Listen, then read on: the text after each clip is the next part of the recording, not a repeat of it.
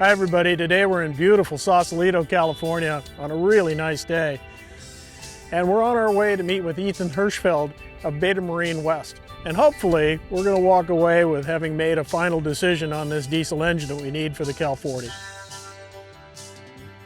We've had a number of discussions on this topic. I'd like to make a decision today on a new engine. I think what we're down to is an engine that's going to have a V-drive on it. Cree wanted to do something where the shaft was outside back by the rudder. I wanted to turn the engine around and do this, but Jim Antrim was actually the guy who measured the boat and said, no, you're going to have a V-drive, and that's a good way to do it. So we're settled on a V-drive now. And so knowing that and knowing what the boat is, what would be your advice on what engine we should use? Originally, I thought that the 38 horsepower engine would be the engine for you guys. Okay. And so using the 18-inch propeller and the V-drive with the reductions available, I do think that the 50 horsepower engine is going to be a better fit for you. Okay. It also leaves some room for expansion if you decide you want to go to, say, a second alternator. And the way that we do that is we offer other pulleys that can go ahead and fasten onto the front of the existing pulley, and then that gives you the ability to drive other things like alternators and refrigeration compressors. It's going to allow you to have that reserve power when you turn around and come back uphill, right, and you're bucking into wind in a big chop. So I do believe that the 50 is going to be the right engine for you. Okay. What kind of weight difference is there in there? I'm trying to be very weight conscious because the rumors I hear from everybody is the boat's very sensitive to weight. We're trying to keep them right down to the minimum if we can. So what's the difference in weight as we're configuring this? It's about 220 pounds or so between the two. Significant. It's fairly significant, but your displacement, it goes up tremendously. So again, it gets back to having that reserve power, having that room to expand into other areas if you decide to do that. The point is that we probably will be doing that down the road. Initially, we're trying to keep the boat fairly simple and do some racing, but I think the future would be nice to have open to us with refrigeration and maybe a high output alternator on there. So that's a good idea. I've had some experience with my old diesels in other boats, and what reading I've done is that these don't need to, you don't have to go through a complicated routine to bleed these engines. From what I understand, it's much easier to do that than it used to be. Yeah, it absolutely is. The engines are designed to be used in industrial equipment, tractors. So it's really designed for a guy to be able to jump into a tractor, turn a key, and go. Yeah. Even after you've run out of fuel.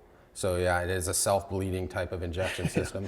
I don't have to get my wrenches out and crack them all and get the engine cranking. I don't want to see those injectors missing paint. Okay. A lot of people like to add an electric fuel pump. Yeah, that'd probably be a good idea, I think, because our tank's going to be fairly low down the bilge. So you need a lift pump would be a good idea. So yeah, if you have the lift pump incorporated into the system, it literally is like your car. Okay, great. I think that's wonderful. Our engines are pretty unique these days because we do actually have Tier 3 EPA approval. We're able to do that because of the way that Kubota delivers the fuel. Okay. It's a proprietary system. To me, simplicity is key anytime that you're talking about a boat. Being in far off places, having to make repairs, I think you're in a much better situation with a mechanical engine like what we have here. Okay. So, plan to be traveling with this boat. What's the service availability of parts? I know that this is a Kubota base, so how do I go about getting parts from Kubota versus Beta Marine? Kubota stuff, they're largest manufacturer of diesel engines under 100 horsepower in the world. Wow. So yes, you can find them worldwide, and then Beta Marine is doing a great job of getting their dealer network set up all over the world as well. Yeah, and they're doing the marinization part of it. That's correct. So it can work in such a confined space. Yeah, one of our concerns is in the standard panel, it's more than likely going to end up getting mounted down in the cockpit, which is a pretty wet environment. And I think one of Cree's concerns, and one of mine obviously, is that we want it to be visible and we want it accessible, but we don't know how we're going to keep it dry other than putting a big hatch in there, which cuts down on the visibility and the access. So Right. what do you have, and I guess I'd like to see the standard panel again, and then what do you have as an option to that that might help us get a safer installation? No. So I have both of the panels here. All right. If you want to hold that one there, All I right. can kind of point This out. is a standard panel? That's the standard panel. If you notice, it has a key switch here. All right. This one here has no key switch. All right. So really, the only thing that's susceptible to spray or water is going to be the key switch, because it's got this open Right. hole in it to have the water travel in. Yeah, and so then it once can- you had a bunch of water in there, that'd be the end of that. Right. Everything else, the gauges, they can all take the water. Right. So what we do is we remove the key switch and we add another couple of push buttons, which allow for your preheat here, your start here, and then your stop here. Which would be what the key was all Exactly, about right there. which takes the place of that key switch. Now, some boats it'd be okay because this might be mounted in a doghouse or under a hard dodger or something. But considering that we're mounting it low where it's wet at any rate, and the boat doesn't have a lot of that kind of weather protection, that might be a much better option yeah, I for think us. this probably is the best option for you. Okay. In a case that you do use one of the waterproof panels, then what we recommend is that you have a master disconnect for All right. the engine. Basically, which big ignition acts- switch somewhere. Yeah, and that Right. kind of acts like your ignition switch, so that the boat is secure when you're away from it by right. turning that off. So talk to me about regular maintenance on these things, just the day-to-day checks. How accessible is everything? The engines have been designed to be serviceable.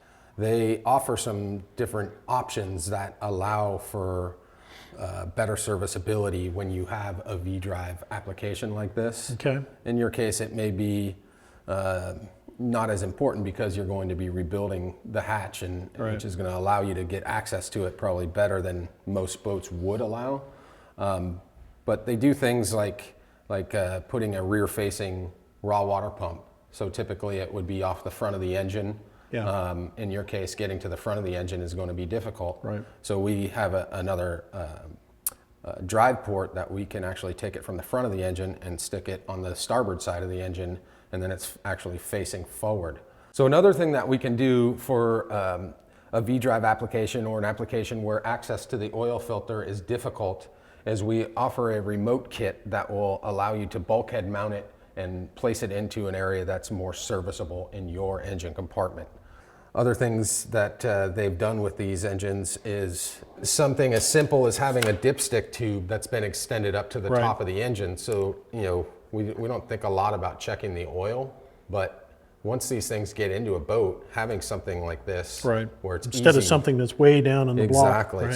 So that is another nice feature about the engine. Onto the air filter and housing.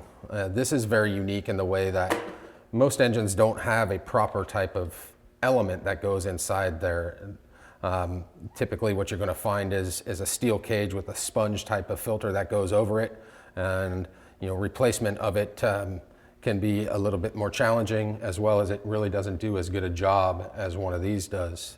The other thing that we incorporate into our housing is that this is actually a silencer, and by putting the silencer on it, it really knocks down a lot of the noise that is created by these little diesels. Most of the time when you're hearing an engine run in a compartment, you're hearing the intake as opposed to the exhaust. So by doing this, we're knocking down a lot of the noise.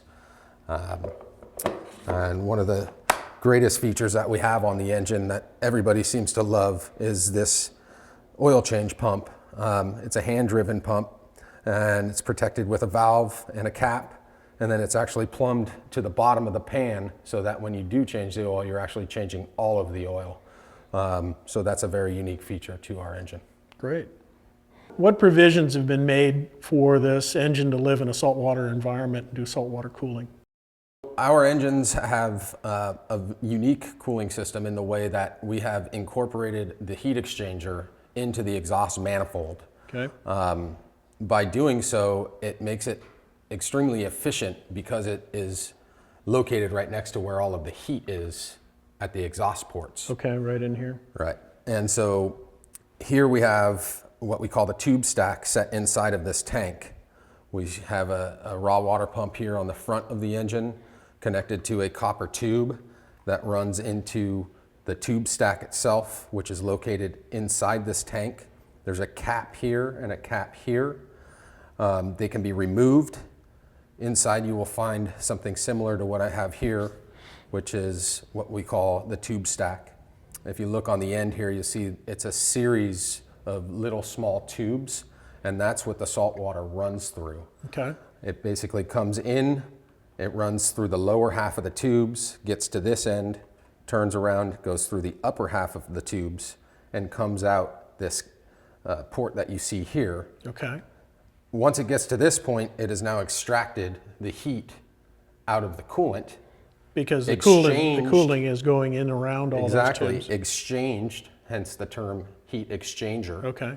It's now taken that heat out of the coolant, put it into the salt water, and then it gets expelled through the overboard. exhaust Through the manifold. exhaust, exactly. Okay. So that isolates all the salt water from the engine, except for those exactly. elements Except for of the those, components. those components. Okay. And then we protect these components with a zinc that's located in this cap on the outlet side. And that zinc is something that should be checked on a monthly basis until you figure out, how quickly you're actually going through them. Okay. Freshwater system is much like the radiator in your car. Think of the salt water like air through your radiator, and that's how it works. All right. So Ethan, obviously when everything's taken into account, the 50 is the best choice for the boat for what we're going to be doing over the long term. Well, we're going to get the checkbook out now and make some decisions and get to the final numbers and make this happen. I'm looking forward to it. Yeah, it's So exciting. that's great. I can't wait to see this whole project come together. Oh, it's quite an undertaking. Hopefully I'll get to go for a sail with you. You bet. You're on. All right, That's looking good. forward to it. Okay, thank you.